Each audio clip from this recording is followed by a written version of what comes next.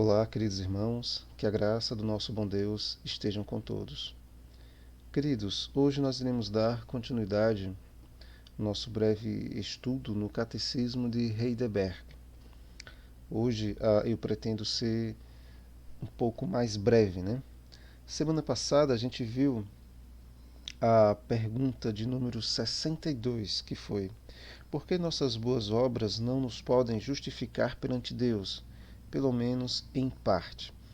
E aí nós vimos que é impossível as nossas obras nos justificar, porque para que as nossas obras pudessem nos justificar diante de Deus, elas teriam, que serem obras perfeitas, deveria ser uma obediência perfeita à lei de Deus. E nós vimos que humanamente isso é impossível.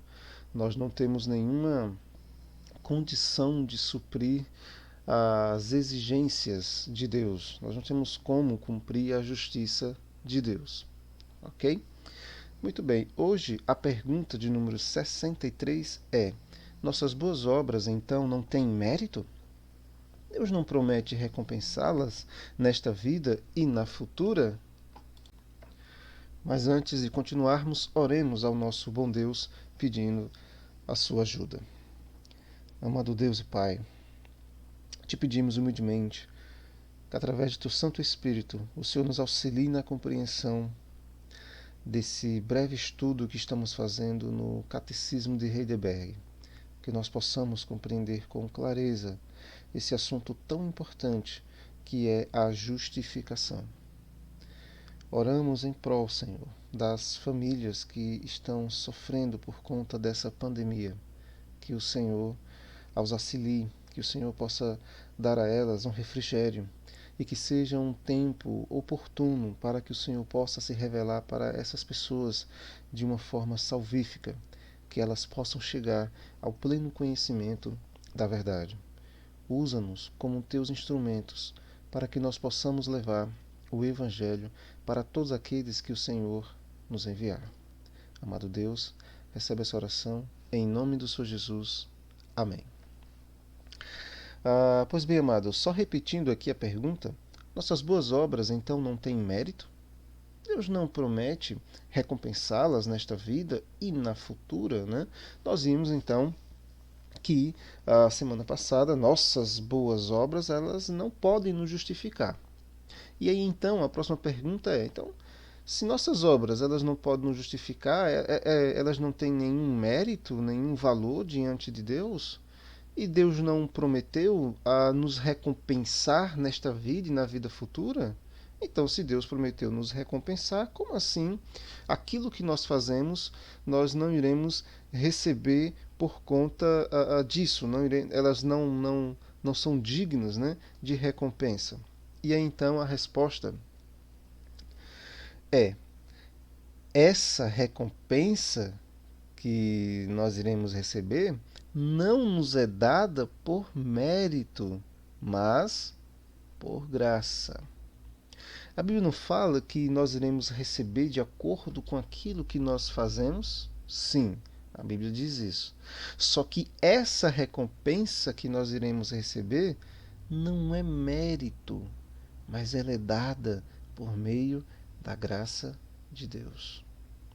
Infelizmente existe um senso, né, no meio evangélico, não é unânime, claro, mas existe um senso de que Deus fica nos devendo, que nós ao fazermos algo para Deus, nós somos merecedores de receber algo em troca. É como uma espécie de troca de favores. Mas isso não é bíblico. Isso não é assim, amados. Deus não nos deve nada. A gente tem que entender que aquilo que nós fazemos para Deus, as obras que nós realizamos depois de sermos salvos, não são obras para recebermos alguma coisa, não são obras que coloca Deus em dívida conosco, muito pelo contrário. Em relação a essas obras que nós realizamos, aquilo que nós fazemos, o Senhor Jesus disse o seguinte: Vamos ler aqui o texto, né, que dá base aqui para essa resposta. São outros textos também que contribuem, né, para esse entendimento, mas por enquanto vamos ficar com esse aqui. Em Lucas, capítulo 17, o verso 10, diz o seguinte: Da mesma forma, quando vocês obedecem, devem dizer: somos servos inúteis, apenas cumprimos nosso dever. O Senhor Jesus não está aqui desprezando aquilo que nós fazemos. Ele não está dizendo que quando eu faço a sua vontade, eu não passo de um servo inútil. Não é isso. Ele não está menosprezando, mas ele está nos colocando em nosso devido lugar. Nós não devemos nos gabar, irmãos. Ah, eu fiz isso, eu fiz aquilo outro. Não, de jeito nenhum. Nós não devemos usar as obras que fazemos como uma moeda de troca para com Deus. Tipo, Senhor, olha, o Senhor está vendo aí o que é que eu fiz para o Senhor aí esse mês aí, né? O Senhor, né, tem como aí, né, me ajudar nisso? Irmãos, não deve ser assim. Antes de mais nada, a nossa obediência a Deus é uma obrigação nossa. Por isso que ele fala aqui que nós não estamos, que nós estamos apenas fazendo, cumprindo, né, o nosso dever. É obrigação nossa servir a Deus. É obrigação nossa obedecer. É obrigação nossa amar ao próximo. A gente tem que entender isso. Que nós não estamos fazendo um favor a Deus. Quando nós obedecemos à vontade de Deus, quando fazemos aquilo que agrada a Deus, nós não estamos fazendo um favor a Deus. É nossa obrigação. Nós temos que entender isso. Nós temos que entender que nós somos adoradores. Servimos a Deus não por aquilo que Ele pode nos dar, mas nós servimos a Deus por quem Ele é. Nós não devemos servir a Deus pensando receber algo em troca. Infelizmente, algumas pessoas têm essa concepção, eles têm esse entendimento. Eles entendem que se eles se tornarem crentes, né, se tornarem cristãos, se forem para uma igreja evangélica, eles irão mudar financeiramente, a sua vida social vai mudar, né? Mas olha, isso é uma visão equivocada. De fato, o Evangelho transforma, ele é poderoso para transformar a vida das pessoas. Mas esse entendimento, ele está equivocado de você ir para receber algo. Eita, eu estou ruim na minha vida financeira, já sei o que vou fazer, vou me tornar crente. Aí minha vida financeira vai mudar. Esse pensamento está equivocado, amados. Equivocado. Primeiramente porque o problema real do homem não é financeiro. O problema do homem, para resumir aqui, se não for falar todos os problemas do homem, a lista é grande, né? Então, para resumir, todos os problemas que o homem enfrenta, né, seja na área financeira, emocional, tudo isso vai se resumir, é um reflexo do seu real problema. E o real problema do homem é o pecado que o separa de Deus. E a mensagem do Evangelho começa nos colocando em nosso devido lugar, pecadores, miseráveis, incapazes de sair dessa condição por si só. E aí precisamos da graça, da misericórdia de Deus. Precisamos do Senhor Jesus, pois Ele é a única porta. Ele é a verdade.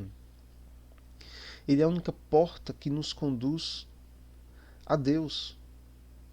Ele é a única verdade, Ele é a vida, Ele é o caminho. Não há outro meio de sermos salvos a não ser por meio do Senhor Jesus Cristo. Nós já aprendemos isso semana passada, que a salvação não é por meio das obras. Não é. Ela é por meio da fé e da fé somente. Então aqui o Senhor Jesus disse que quando nós obedecemos a Deus, irmãos, é nossa obrigação. E Deus então nos recompensa, Deus promete nos dar recompensa pelas obras que realizamos, não no sentido de que Ele está pagando por aquilo que nós fazemos. É graça dele, porque a nossa obediência é obrigação. É justa a nossa obediência e Deus não está nos devendo nada. Ele que graciosamente quer, ele nos recompensa e vai nos recompensar. Mas é uma questão de graça, bondade da parte dele. Ah, em Filipenses, o capítulo 2, o verso 12 e 13, diz o seguinte: Assim, pois, amados meus, como sempre obedecestes, não só na minha presença, porém muito mais agora na minha ausência, desenvolvei a vossa salvação com temor e tremor. Os irmãos percebam que nesse verso Paulo está atribuindo aos irmãos, né, a capacidade de desenvolver a salvação. Perceba que essas palavras dão a ideia de que a capacidade de desenvolver, ou talvez alguns possam entender aqui de manutenção, né, de mantê-la, de preservar a salvação, ela dependa exclusivamente de cada um de nós. O texto parece, né, tá dizendo isso. A primeira leitura, né, dá-se a entender isso, porque ele fala: desenvolvei a vossa salvação com temor e tremor. Então ele parece jogar a responsabilidade de manter ou desenvolver, né, de desenvolver a salvação ao cristão. Mas olha o verso 13. Porque Deus é quem efetua em vós tanto o querer como o realizar segundo a sua boa vontade. Então, perceba que ele, ao mesmo tempo em que ele coloca a responsabilidade no homem, ele diz: porque Deus é quem efetua em vós tanto querer como o realizar segundo a sua boa vontade. Então, ao mesmo tempo em que ele em que ele fala da responsabilidade humana, ao mesmo tempo ele fala sobre a soberania de Deus. Ainda aqui em Filipenses, mas no capítulo 4, verso 13, é dito: Tudo posso naquele que me fortalece. Tudo posso, mas é naquele que me fortalece. A capacidade não está em nós, exclusivamente em nós, mas ela está no Senhor.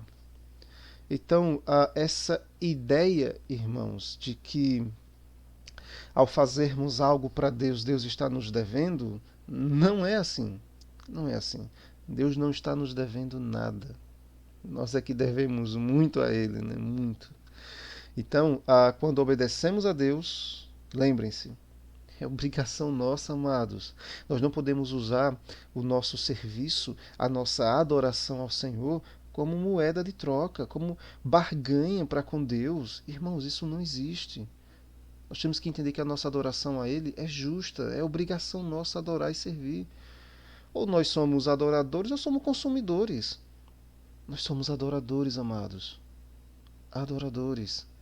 E o adorador adora por quem ele é e não por aquilo que ele dá. O adorador não fica assim: Senhor, já estou te servindo há tanto tempo e o Senhor, né, não me deu nada ainda, puxa. Oxente, então nós estamos servindo a Deus com interesse? Os irmãos lembram que quando nós estávamos meditando sobre Jó, uma das acusações de Satanás era essa, de que Jó só servia a Deus porque Deus dava as coisas a ele. E nessa acusação, Satanás acusa Deus e Jó, né? Acusa Jó de ser interesseiro e acusa Deus de Deus ter que estar bajulando, né? Jó, senão Jó não vai adorar ele, né? Deus tem que comprar a adoração de Jó. Irmãos, olha, e Jó demonstrou com muita clareza que Jó ele era um adorador sincero. Jó deixou claro que ele adorava a Deus por quem Deus era e não por aquilo que Deus dá. Jó adorava a Deus pelo caráter de Deus, não pelas bênçãos de Deus. Assim também deve ser nós, amados.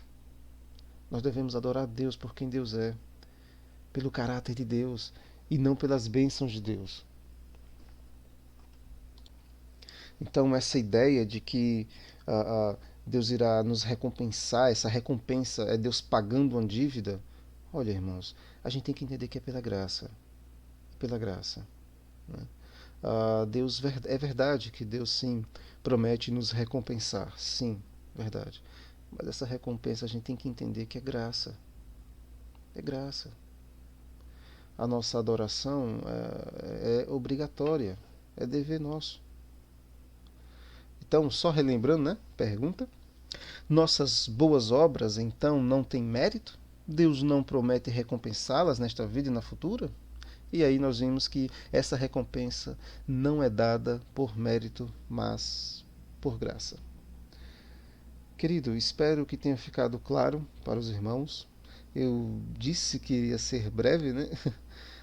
Se o nosso bom Deus assim nos permitir, semana que vem iremos então dar aí continuidade. Oremos ao nosso bom Deus.